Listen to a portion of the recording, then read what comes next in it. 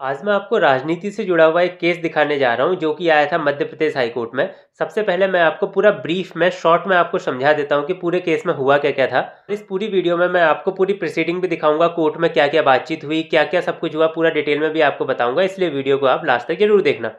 यहाँ पे वकील ने एमसीडी पे आरोप लगाया था। एमसीडी का मतलब यहाँ पे होता है नगर निगम, आपको पता होगा।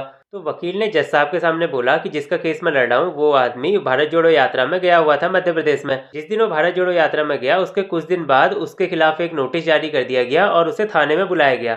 थाने में बुलाने के बाद उसके खिलाफ SC/ST एक्ट लगाया गया और उसे 4 दिन के लिए जेल में भेज दिया। 4 दिन बाद जब उसकी जमानत हुई तो उसके अगले ही दिन उसके घर में एक नोटिस भेज दिया गया कि आपके मकान का इतना भाग या कुछ भाग इनलीगल है, इसको आप खुद ही हटा लो, नहीं तो हम बुलडोजर लाएंगे और तोड़ देंगे। इसमें माइलेट्स में एक प्रॉब्लम और माइलेट ये देखें जो एक्चुअल रीजन है माइलेट ये हमें मुझे परेशान करने के जो एक्चुअल रीजन माइलेट मैं वहां आना चाहता हूँ। माइलेट माइलेट ये नोटिस देके हमको बुलाया गया माइलेट जिसमें नीचे हमने लिखा माइलेट उसमें कि ये भारत जोड़ो यात्रा निकाली गई थी जिसकी उप यात्रा सिंगरौली से भोपाल तक निकाली गई थी। माइलेट जब वो नोटिस के बाद हमको थाने बुलाया माइलेट हमने उसको दिया। उसके बाद ST/SC एक्ट के तहत हमारे खिलाफ मामला रजिस्टर हमें जेल भेज दिया माइलेट और 24 तारीख को हमारी जमानत होती है और जैसे हमारी जमानत होती है हम घर वापस आए माइलेट उसके बाद ये नोटिस जारी कर दिया। सिर्फ इतना आपको दिखाना चाहता हूँ मैंने सब डॉक्यूमेंट भी लगाया है।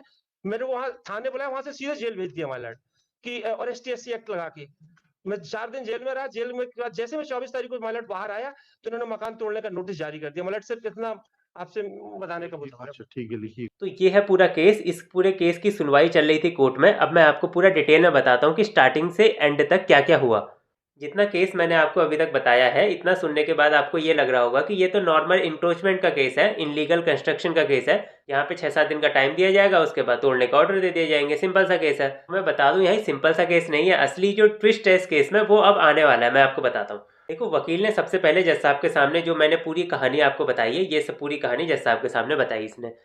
आपके आपके द्वारा आपके स्वामित्व से 12 फुट अधिक का अतिक्रमण किया गया जो मध्य प्रदेश नगर पालिका अधिनियम 1961 की धारा 223 187 के तहत अवैध निर्माण की संज्ञा में आता है। अतः आप नोटिस प्राप्त के 7 दिवस के भीतर आप अपना अतिक्रमण हटा लें, अन्यथा परिषद प्रशासन द्वारा आपके द्वारा किया गया अतिक्रमण तोड़ दिया जाएगा जिसकी समस्त जवाबदारी आपकी होगी।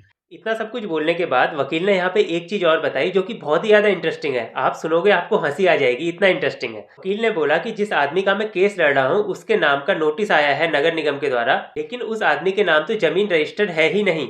जमीन जो है, जिस आदमी के नाम पे नोटिस आया है उसकी माताजी के नाम रजिस्टर्ड है।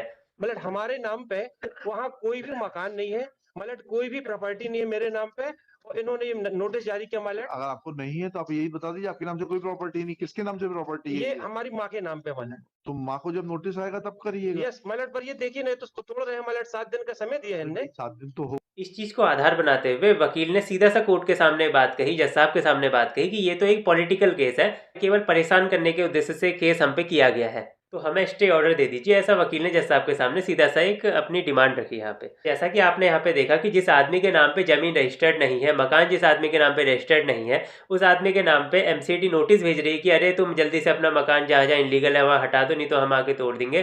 तो मैं कहना चाहता हूँ कि ऐसा तो फिल्मों में भी नहीं दिखाया जाता। आपने जैसे अमेजॉन प्राइम, नेटफ्लिक्स, आजकल न जाने कितने OTT प्लेटफॉर्म आ गए, लेकिन उनमें भी आज तक इस तरीके का इतना तगड़ा मायाजाल तो आज तक नहीं देखा गया।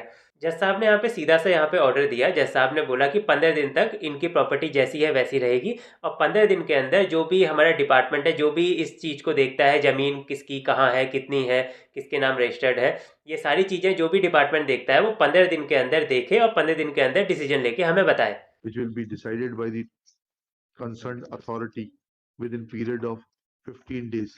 Till then, parties shall maintain status quo and shall not cause any damage to the property. With the aforesaid observation and in view of the alternative remedy, petition is disposed of. और 15 दिन का stay इस वकील को यहाँ पे मिल गया। तो ये है वो पूरा केस और इस केस के बारे में मैंने पूरी जानकारी आपको दे दी है। मेरा समझाने का तरीका आपको कैसा लगा आप मुझे कमेंट में लिख कर बताएं, और ऐसे ही अगर आप वीडियो चाहते हैं तो हमें लिखकर ये भी कमेंट में आप लिख के बताओ हमें ये इस केस के बारे में वीडियो चाहिए, इस केस के बारे में चाहिए। हम पूरे डिटेल में आपको इस केस को एक्सप्लेन करके बताएंगे हिंदी में। और आपको वीडियो कैसा लगा ये भी आप कमेंट में लिखें, और ऐसे ही वीडियोज़ के लिए हमारे चैनल को सब्सक्राइब करें।